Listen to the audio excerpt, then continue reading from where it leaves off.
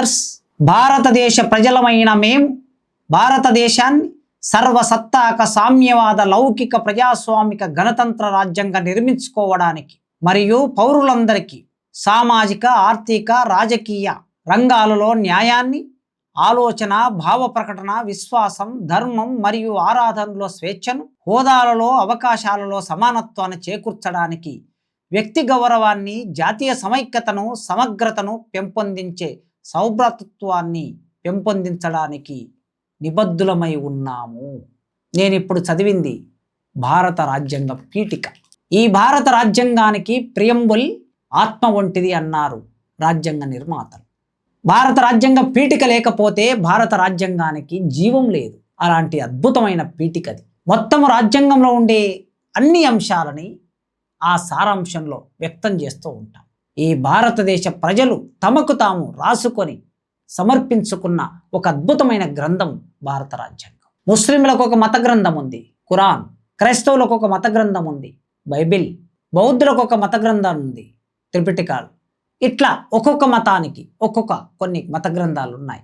అన్ని మతాల వాళ్ళు సమానంగా గౌరవించే ఒక అద్భుతమైన కావ్యం, పుస్తకం భారత రాజ్యాంగం. ఆ భారత రాజ్యాంగం ఆధారంగా ఈ దేశాన్ని అందరూ పరిపాలిస్తారు. గ్రామ సర్పంచ్ నుంచి మొదలుపెట్టి భారతదేశ రాష్ట్రపతి, దేశ రాష్ట్రపతి ప్రథమ పౌరుడు, స్త్రీ అయినా పురుషుడైనా. గ్రామ పంచాయతీ సర్పంచ్ ప్రథమ పౌరుడు గ్రామంలో. ఈ మొత్తం మధ్యలో ఉండే నిర్మాణాన్ని అంతా వ్యాఖ్యానించి, విశ్లేషించి రూపొందించే సంవిధానం భారత రాజ్యాంగం. ఆ సంవిధానం పట్ల ఈ మధ్యకాలంలో ఒక 15 సంవత్సరాల నుంచి దాడి జరుగుతున్నది, సంవాదం జరుగుతున్నది, చర్చ జరుగుతున్నది, విపరీత వ్యాఖ్యానాలు వస్తున్నాయి. ఎందుకు ఈ స్థితి అంటే దేశంలో వచ్చిన రాజకీయ మార్పులు, సామాజిక మార్పులు వీటిని ప్రతిఫలిస్తున్నాయి. దేశ అధికారంలో ఎవరుంటే తమకు అనుకూలమైన భావజాలం బయట ప్రచారంలోకి వస్తుంది. అందుకే రాజ్యాంగం భారతదేశ ఆత్మని ప్రతిబింబించలేదని కొందరు అంటారు. రాజ్యాంగం వివిధ దేశాలలో ఉన్న రాజ్యాంగాలని కాపీ కొట్టిందని మరికొందరు అంటారు. భారతదేశ రాజ్యాంగం ఈ దేశ సమగ్ర అభివృద్ధికి అనుకూలంగా లేదు అని కొందరు అంటారు. కనుక ఎప్పుడో 2000 సంవత్సరాల కిందట రాసుకున్న మనుశాస్త్రాన్ని రాజ్యాంగంగా తీసుకురావాలని ప్రయత్నం చేస్తున్నామని సాక్షాత్తు దేశాన్ని పరిపాలించిన మంత్రులు, ఎమ్మెల్యేలు, ఎంపీలు మాట్లాడుతుంటూ ఉంటారు. ఎందుకు ఇది జరుగుతున్నది? ఒకవైపు రాజకీయ నాయకుల దాడి, మరోవైపు మత పెద్దల దాడి, ఇంకోవైపు రాజ్యాంగం అంటే ఇష్టం లేని వాళ్ళ దాడి. ఇన్ని దాడులు జరుగుతుండగా ఇటీవలి కాలంలో ఒక ముఖ్యమైన విషయం, ఎన్సీఈఆర్టీ భారతదేశంలో జాతీయ స్థాయిలో పాఠశాల విద్యార్థులు, కళాశాల విద్యార్థులు చదువుకోవడానికి కావలసిన పాఠ్య ప్రణాళికల్ని రూపొందించే సంస్థది NCERT, national council for education and research and training. దేశవ్యాప్తంగా పాఠ్య ప్రణాళికలను రూపొందిస్తుంది, శిక్షణనిస్తుంది, పరిశోధన చేస్తుంది, విద్యాపరమైన వ్యవహారాలన్నిటిని నడిపే ఒక సంస్థ ఎన్సీఈఆర్టీ. ఈ సంస్థ పుస్తకాలని రూపొందించి, రాయించి, ముద్రిస్తుంది, మార్కెట్లోకి పంపిస్తుంది. ఆ పుస్తకాలకి చాలా విలువ ఉంటుంది. యూనియన్ పబ్లిక్ సర్వీస్ కమిషన్ పరీక్ష కోసం కూర్చునే వాళ్ళు, అంటే ఐఏఎస్, ఐపీఎస్ పరీక్ష రాసే అభ్యర్థులు కూడా ఈ పుస్తకాలను ప్రామాణికంగా చదువుతారు. అలాంటి పుస్తకాలలో పాఠ్య ప్రణాళికల్లో 9వ తరగతి సాంఘిక శాస్త్రంలో ఒక మార్పు చేసినట్టుగా మనం వార్తలు విన్నాం. ఏం మార్పు అది? రాజ్యాంగ పీఠికని తొలగించారు అని. ఎందుకు రాజ్యాంగ పీఠికను తొలగించవలసిన అవసరం ఏర్పడ్డది? సెక్యులర్ అనే పదాన్ని తొలగించారు అని. అంటే భారత రాజ్యాంగ పీఠికలోనే సెక్యులర్ అనే పదం ఉన్నది. అందుకే సెక్యులర్ పదాన్ని విడిగా తొలగించలేకనేమో మొత్తం రాజ్యాంగ పీఠికని తీసి పక్కన పెడితే అయిపోతుంది కదా అనుకున్నారు. మరి విద్యార్థులకు ఏం నేర్పిస్తారండి? రాజ్యాంగ విలువలు, ఆ రాజ్యాంగం ఈ దేశ అభివృద్ధి కోసం రూపొందించిన పత్రం, ఆ విషయాలు చెప్పకుండా ఎలాంటి పౌరులు రూపొందిస్తారు?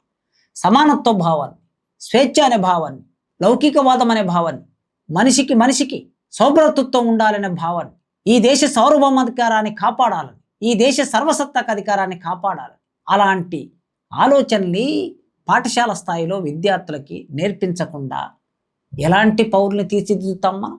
కనుక ఈ దేశ ప్రధానమంత్రి గారు వెంటనే జోక్యం చేసుకోవాలి. విద్యాశాఖ మంత్రి గారి మీద అనేక వివాదాలు, మొన్ననే నీట్ ఎగ్జామ్ పేపర్ లీక్ అయి ఆయన రాజీనామా చేయాలని అనేక వివాదాలు నడుస్తున్న క్రమంలో మళ్ళీ ఇప్పుడు ఈ వివాదం ముందుకు వచ్చింది. అందుకే ప్రధానమంత్రి గారు నేరుగా జోక్యం చేసుకోవాల్సిన అవసరం ఉన్నది. భారతదేశ రాజ్యాంగ పీఠికని తొలగిస్తే ఈ దేశ ఆత్మని తొలగించినట్లు.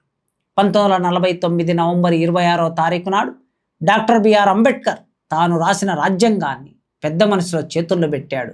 1950 జనవరి 26న అది అమల్లోనికి వచ్చింది. ఆనాటి నుంచి ఈనాటి వరకు ఎంత అమలయ్యింది అనేది ఇంకో చర్చ.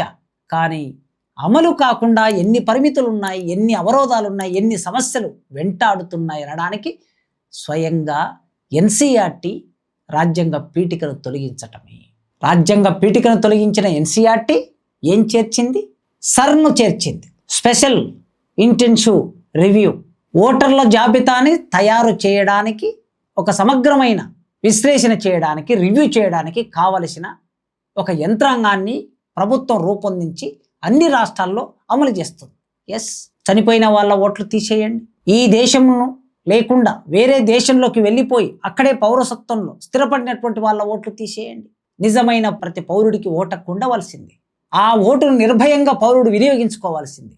అలాంటి నేపథ్యంలో, అలాంటి చర్చ క్రమంలో దాన్ని పాఠ్యాంశంలో చేర్చడానికి ఎంత ప్రాధాన్యతనిచ్చారో. కానీ రాజ్యాంగ పీఠికని ఎందుకు తొలగించాలి? మరోవైపు మనధర్మం రాసిన ఆ సందర్భం, ఆనాటి నుంచి ఈనాటి వరకు అది అమలైన తీరు, ప్రజల్ని నిచ్చెన మెట్ల వ్యవస్థగా మార్చి అగాధం సృష్టించి మనిషికి గోడలు నిర్మాణం చేసిన మనువాదాన్ని పాఠ్యాంశంలోకి చేర్చడానికి, దాని ప్రస్తావన తీసుకొచ్చి ఒక పద్యాన్ని పాఠ్యాంశంలో పెట్టడం పట్ల అంత ఇంట్రెస్ట్. అందుకే దేశాన్ని పరిపాలించే వాళ్ళు ఎవరుంటే వారి ఆలోచనకు అనుగుణంగా పాఠ్యాంశాలు రూపొందుతాయని ఎప్పటి నుంచో చదువుతున్నాం మనం. వారు అనుకున్న విషయాలు పాఠ్యాంశాల్లో ఉంటాయి. ఎందుకంటే తరగతి గది 4 గోడల మధ్య భావాలని ప్రసారం చేస్తాం గనక, ఆ భావాలతో నిర్మాణమైన ఆ విద్యార్థులు దేశ పౌరులుగా మారుతారు గనక, వారికి మనం ఏం నేర్పిస్తే అట్లా ఎదుగుతారు గనక, పాలకులకి అవసరమైన ఆలోచన విధానాన్ని మాత్రమే పాఠ్యాంశాల్లో పెట్టే ఒక పద్ధతి కొనసాగుతుంది కనుక ఇది సరైంది కాదు. ప్రధానమంత్రి గారు, హోంమంత్రి గారు జోక్యం చేసుకొని తప్పనిసరిగా ఒకవైపు డిమాండ్ చేస్తున్నాం, భారత రాజ్యాంగం, ఆ రాజ్యాంగానికి సంబంధించిన అంశాలన్నీ తప్పనిసరిగా కనీసం 5వ తరగతి నుంచి పీజీ చదివే వరకు దాన్ని ఒక పేపర్గా అందరికీ బోధించాలి అని. రాజ్యాంగ పీఠికని ప్రతిరోజు పాఠశాలల్లో, కళాశాలల్లో ప్రతిజ్ఞలాగా చదవాలని ఆలోచన చేస్తుంటే ఉన్న రాజ్యాంగ పీఠికని తొలగించటం ఎన్సీఆర్టీ ఔచిత్యమైన పనేనా?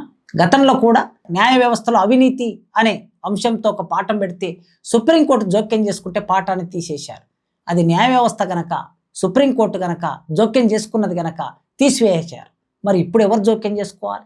సుప్రీంకోర్టు తన నిర్మాణం మీద అవినీతి మరకలున్నాయని ఒక పాఠం పెట్టినందుకు జోక్యం చేసుకున్నది కదా. సుప్రీంకోర్టు నిర్మాణమే భారత రాజ్యాంగం మీద ఉంది. సుప్రీంకోర్టు విధానం, న్యాయస్థానాల్లో న్యాయమూర్తులు ఇచ్చే తీర్పులు భారత రాజ్యాంగ పీఠికని ఆధారం చేసుకొని తీర్పులు ఇస్తూ ఉంటారు కనుక వెంటనే సుప్రీంకోర్టు కూడా ఇందులో జోక్యం చేసుకోవాలని కోరుతున్నా.